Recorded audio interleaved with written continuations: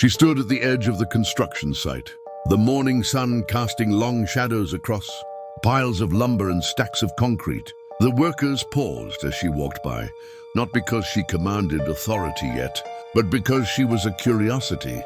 A beautiful woman in steel-toed boots and a hard hat, her long hair tucked away, determination etched across her face.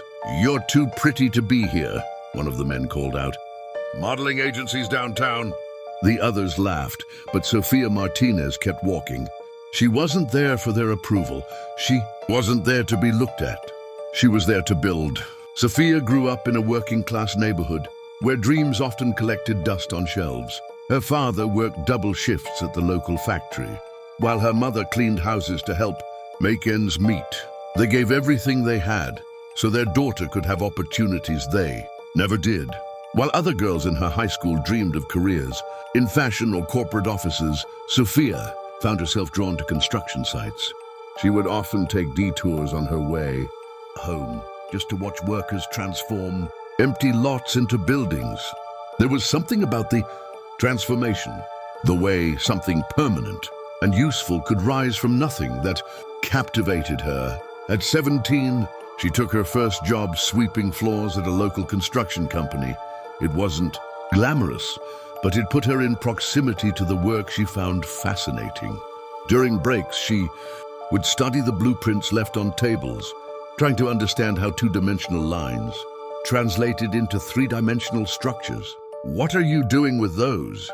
her supervisor asked one day, finding her absorbed in a set of plans. "Trying to understand them," she answered honestly. To her surprise, he didn't dismiss her. Instead, he spent 15 minutes explaining the basics of reading blueprints. It was her first real lesson in construction, and she absorbed every word. When Sofia turned 19, she applied for an entry-level position on a construction crew. The interview was brief and uncomfortable. "You know this isn't office work, right?" the foreman said, looking skeptical. "It's heavy lifting, long hours and rough conditions." "I know exactly what it is," she replied, "and I can handle it." He hired her, though she suspected it was more out of curiosity than confidence in her abilities. Her first days were brutal. Her muscles ached from carrying materials, her hands blistered from unfamiliar tools, and her ears burned from the constant commentary. "Careful with the manicure," one worker joked when she picked up a bag of cement. "Don't worry, princess. I'll get that for you," another would say. Reaching for tools, she was perfectly capable of handling herself. Sofia didn't argue. She didn't complain. Instead, she arrived earlier than required each morning. She watched the more experienced workers, noting their techniques and efficiencies. During lunch breaks, when others socialized, she practiced using tools or cleaned up her work area. After hours, she studied construction manuals and online tutorials.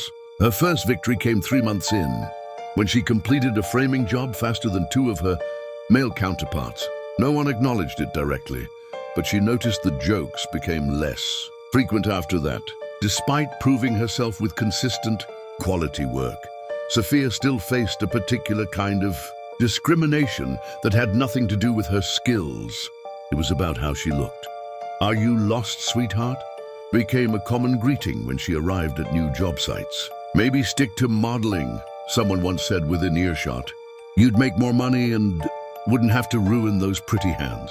What they didn't understand was that Sofia took pride in her calloused hands. Each rough patch told a story of something she had built, a skill she had mastered. During lunch breaks, she often sat alone, not because others excluded her explicitly, but because conversations would halt when she approached, as if her presence interrupted the natural order of things. She documented everything in a small notebook she kept in her truck. Techniques she learned, mistakes she made, ideas for efficiency. While others saw her as an outsider, she was quietly becoming an expert. When a client once mistook her for an administrative assistant rather than part of the building crew, the other workers laughed. Sofia simply extended her hand, introduced herself as part of the framing team, and proceeded to answer the client's technical questions with such precision that his embarrassment was visible. That evening, the crew foreman approached her. "You handled that well today," he said. "I'm not here for recognition," she replied. "I'm here to build." He nodded slowly. "I'm starting to see that." 3 years into her construction career, Sophia received an unexpected opportunity. A small renovation project had fallen behind schedule, and the company needed someone to coordinate the remaining work. Most senior team members were committed to larger projects. "Martinez knows the details," her supervisor mentioned in a meeting. "She's thorough. Let her run it." The project involved converting an old warehouse into retail spaces, nothing massive, but significant enough that failure would be noticed. Sophia implemented systems she had been mentally designing for years. She reorganized workflow patterns, created more detailed daily schedules, and implemented a communication system that reduced errors and misunderstandings. The project finished 2 days ahead of schedule and under budget. More opportunities followed. She was promoted to crew leader, then project coordinator. People who had once mocked her were now reporting to her. Some resented it, but most came to respect her meticulous planning and fair leadership style. "You run a tight ship, Martinez," one veteran carpenter told her after completing a particularly challenging commercial renovation. "Never thought I'd say this, but you're one of the best I've worked under." It was validation, but Sophia had already begun looking beyond her current position. During evenings and weekends, she was taking business management courses at the local community college. She was studying building codes, permit processes, and contract law. She didn't just want to lead crews. She wanted to create something of her own. She named her fledgling company Cornerstone Construction and created a simple website showcasing her projects. Every dollar she earned went back into the business. Better tools, a used truck, liability insurance. The transition to full-time business owner came when a local property developer took a chance on her for a small commercial renovation. It was a risk for both of them. He was entrusting a significant project to a new company, and she was leaving the security of regular employment. The project was a success, leading to more commercial work. Within 2 years, Sophia had hired her first employees, a diverse crew that included other women interested in construction careers. By year 5, Cornerstone Construction had 20 employees and a reputation for quality. Work delivered on schedule. Sophia was no longer on job sites daily, instead dividing her time between client meetings, project planning, and business development. Her company became known for giving opportunities to women and minorities in construction. Not as a charity, but because Sophia recognized talent and work ethic that other companies overlooked. 10 years after being mocked for being too pretty for construction, Sophia stood on the roof of a 6-story apartment building her company had just completed. From there, she could see 3 other major projects bearing the Cornerstone Construction logo. She made a point of visiting her old construction sites occasionally, not to reminisce but to stay connected to where she started. On one such visit, she noticed a young woman carrying lumber, receiving the same sideways glances she once endured. Sophia approached her during a break.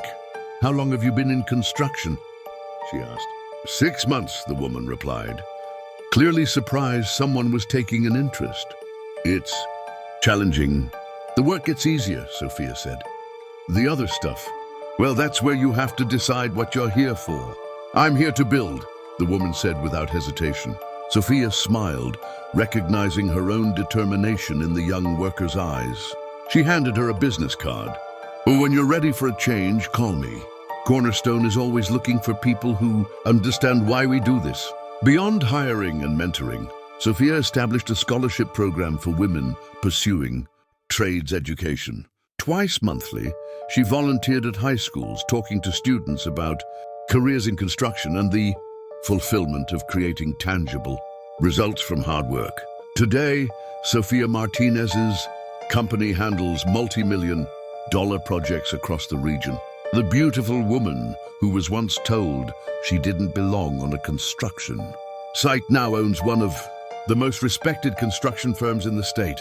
Her office walls display photos of completed projects rather than industry awards, though she has received many. What matters to her isn't recognition, but results. The buildings that will stand long after she's gone, the spaces where people will live, work, and gather.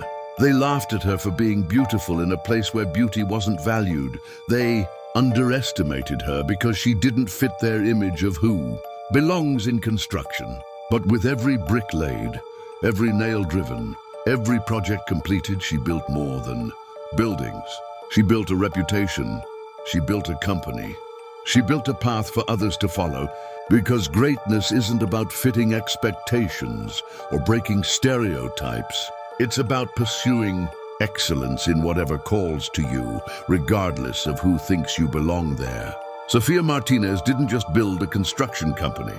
She built a legacy, one that proves the strongest foundations are often laid by those who were never expected to build at all.